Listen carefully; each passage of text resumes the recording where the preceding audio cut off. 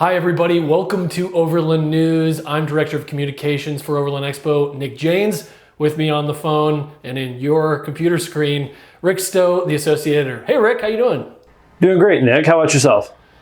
Oh, I'm just fine, thank you. I'm sitting in my hot room here with no AC. I live in the Pacific Northwest, Rick, and unlike you out in Virginia, most of us don't have AC, at least the vehicle, the house is built many years ago, so I'm sweating it out. So pardon to the viewers if I started getting sweaty during this shot, looking at the hot lights here. But Rick, exciting stuff, man.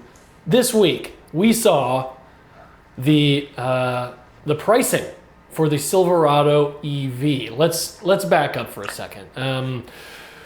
Silverado EV was, second, third to market, or at least to be released. The Ford F-150 Lightning has been on the market for a while now. I reviewed that last year and was very excited about the prospects of a, EV pickup truck with a long-range battery.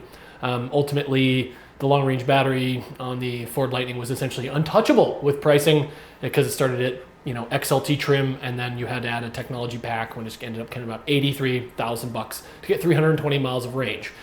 Then Chevrolet shocked the world with the work truck, the base trim of Silverado EV with an EPA estimated 450 miles of range. I know I was blown away. A lot of people were. Chevy was high-fiving each other around the world.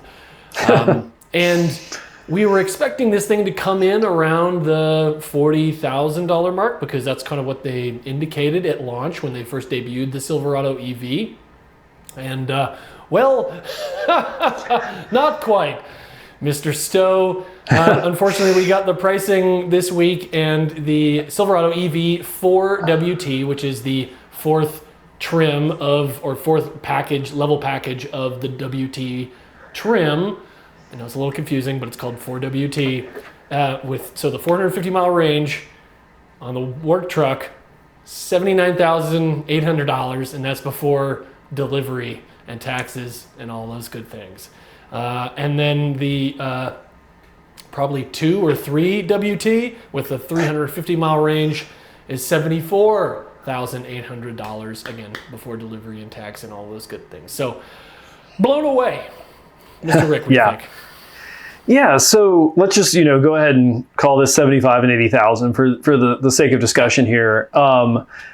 This is kind of shocking to me, and the part that gets me is, I don't know if it should be the WT or the WTF model of this truck, because there is no way that, let's go from, say, like a local plumbing company that's, going to have a couple of work trucks out, or HVAC or somebody like that, up to maybe a larger company that has a few trucks at each branch, so like Advance Auto, is going to be shelling out 75 or 80,000 for these, regardless of any kind of like tax benefits or stuff like that. It is just astronomical compared to their current situation.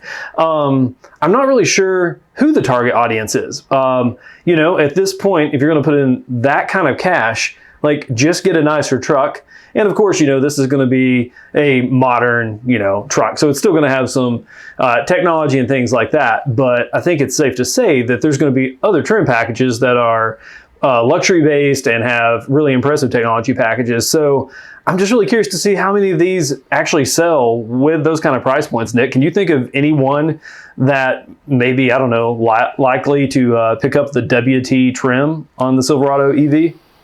I don't know. I guess they're just trying to trick municipalities or power companies into buying them. I don't know, man. It's just shocking to me. So I was really excited. Look at this truck, honestly. If we're looking at some of these animation videos and some of the still images that they released recently, not a good looking truck, but whatever. I thought, hey, I'll put up with a not great looking truck if it, has 450 miles of range. That would be really cool for a first, overlanding EV truck. Not at $80,000 though. My God, I don't know. I loved your WTF there, and I was calling it not the work truck, but the wealthy tradesman trim, because I don't know, like who.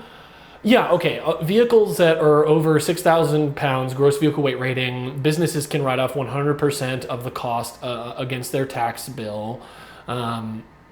So there's some benefit there, and then there's also the $7,500 tax credit, which goes against that vehicle too. which sort of effectively brings the price down, but not enough to make it, my God, work truck. It's going to have vinyl seats, as we see, kind of a small infotainment screen, end of list. I mean, yeah, you get some power plugs in the bed and whatever, but man, like 10,000 pounds of towing, not that good. 1,400 pounds of payload, also not that good. If you're really asking, worker, a painter or something like that, I don't know. I don't see it.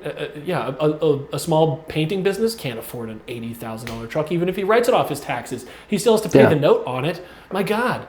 So it's crazy to me. And to your point, there are other trims. We know the RST, which is more of the street sport package. That was the first one they revealed. It's $108,000, I think, with 400 miles of range. And then there's going to be a Trail Boss, which I was interested in, but not if it's effing $95,000. Like I don't know. When the Ultium battery pack, which underpins all of Chevrolet's big, actually all of their new BEV3 third gen battery electric vehicles, was revealed, they were trying to get to around the $100 per kilowatt hour mark for range in terms of pricing. Oh, they missed the mark. No, sir. They're about double that. So I don't know. It's shocking to me, and it's really disappointing, Rick, because I was talking to some of my friends, my Overlander friends and others about this, and one guy said maybe batteries, maybe electric's just not ever going to get there for trucks. I don't know. I mean, we'd have to have some sort of really big breakthrough to make it make sense for trucks in terms of range and price. Because obviously these batteries are very expensive, and I don't know, and that bums me out because I did really want an EV Overlander truck, but especially when you see that Chevy's already designing things like bed slides and frunk slides and things like that we see in this animation here. But I don't know, it's a bummer, but we'll see. We'll see what as prices come down over time. I don't know, with inflation and everything and the price of cars, nothing ever seems to go down, so I'm not going to hold my breath. But yeah, I don't see the $80,000 EV pickup really getting into my ecosystem for purchasing as a new vehicle anytime soon. But hey, we need those early adopters. So if there's anybody out there willing to bite the bullet to have one of these, I've said that all along with some of the smaller brands, and then the newer EVs and even some of the hybrids. Hey, we need those early adopters, the people want to be the first to have it. So hey, if you're out there and you're like, oh, $80K, no big deal, then have at it. Yeah. I mean, I did see some lifted Lightnings at King of the Hammers in February out in the desert and stuff, and so those were neat, but not for that price. I mean, I'd spend $55, for and that's a good amount. That's a lot of money for any truck. Yeah, comparable in the market, but yeah, I'm right there with you. Just kind of early adopter also comes with the possibility of a lot of issues, so I'm not willing to throw $80K down on that chance. So no, there's a lot of cooler trucks you can get for $80,000 that can do a lot more than that. I mean, that vehicle only has 8.9 inches of ground clearance, and, right? Again, not very much payload, and anyway, not much towing. It's a pass for me. What a bummer. But something that's not a bummer, a segue. I reviewed the Dometic CFX3 45 fridge this week on the Compass, and we can see some of my still images that I didn't take. I'm in the photos that my buddy Josh Ashcroft took, and we'll also see images of my review here. Rick, this is my second Dometic fridge. I had the CFX3 55 IM with the ice maker. That was in my Gladiator, and as you can see, this one is in the back of my new Bronco with the Goose Gear Ultimate Kitchen, which I absolutely love. And this thing has just been a real treat. As I put in my review, it's funny that this thing's actually a 46 liter, despite its name being 45. I guess the nomenclature, they just want to have a suffix or the things that numbers that end in 5. But it can hold more beers than you should probably humanly consume, 73, and it doesn't draw much power. They say as much as a 60-watt light bulb. I left the truck in my driveway for 8 days with the fridge running, and my auxiliary battery only dropped to about 66%, which is pretty impressive, keeping the whole thing at about 34, 36 degrees. And I really love, the app. I love jumping in my truck and just opening up the app and checking, the temperature and checking the battery levels and all those good things. And honestly, I never think about interacting with the fridge when I'm standing in front of it in terms of like setting the temperature and all that stuff. I'm either doing it in my rooftop tent or in front of the fire or from my, driver's seat using my phone, all those good things. So have you, Rick, had any experience with Dometic fridges? Yeah, so kind of like you, my first fridge was a 45 from a couple series ago, and your review really echoed a lot of my thoughts of that one. For one thing, never had any issues. It was just super dependable, and kind of after I got a few trips under my belt, didn't really worry about it. And yeah, even back then, I always have seen that Dometic's app was top notch. Honestly, some other brands out there have apps now, and even though it's several years later, my experience with them has not been as smooth. But yeah, things like the battery protection level that you can set inside of the app, if you need to drop it a few degrees, if you got something you want to keep frozen or whatever, that's super handy. And I think for the 45, whatever you're actually hitting on in terms of size there, it's just really usable, unless you've got a huge group that you're traveling with and only one fridge, or you're on a really long trip without a chance to resupply. I think a 45 is a good size. It doesn't eat up a ton of room, but at the same time, has plenty of capacity for a good long, even a week if you're out there and you're kind of being smart about how you stack it and what's in the fridge and what isn't. So yeah, I think I could probably do a week of food for two people if I didn't bring cans of sparkling water and probably not so many condiments.